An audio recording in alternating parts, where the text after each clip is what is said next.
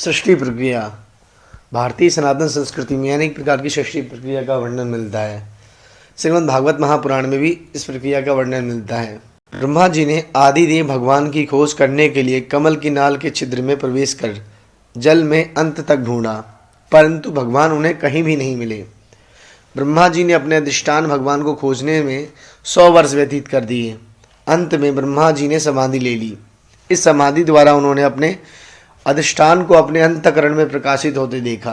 शेष जी की सैया पर पुरुषोत्तम भगवान अकेले लेटे हुए दिखाई दिए। ब्रह्मा जी ने पुरुषोत्तम भगवान से सृष्टि रचना का आदेश प्राप्त किया और कमल के छिद्र से बाहर निकलकर कमल कोश पर विराजमान हो गए।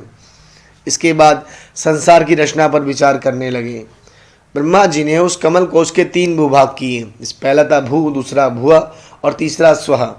ब्रह्मा जी ने सृष्टि रचने का दृढ़ संकल्प लिया और उनके मन से मरीचि, नेत्रों से अत्रि, मुख से अंगिरा, कान से पुलस्त्य, नाभि से पुलह, हाथ से क्रतु, त्वचा से भृगु, प्राण से वशिष्ठ, अंगूठी से दक्ष तथा गोद से नारद उत्पन्न हुए।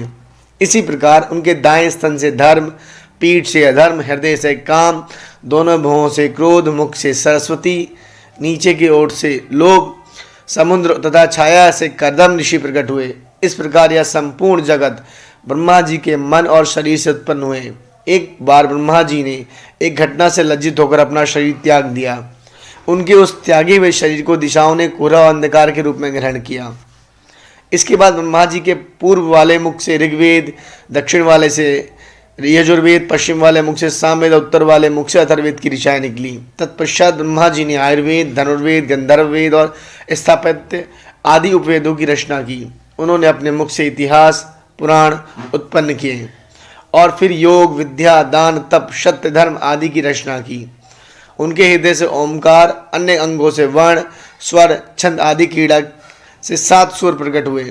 इसके बावजूद भी ब्रह्मा जी को लगा कि मेरी सृष्टि में वृद्धि नहीं हो रही, तो उन्होंने अपने शरीर को 2 भागों में विभक्त किया, जिनका नाम का और या, इसे काया कहते हैं। उन्हीं 2 भागों से एक पुरुष और दूसरी स्त्री की उत्पत्ति हुई। पुरुष का नाम था मनु और स्त्री का नाम था शत्रुपा। मनु और शत्रुपा ने मानव संसार की शुरुआत की।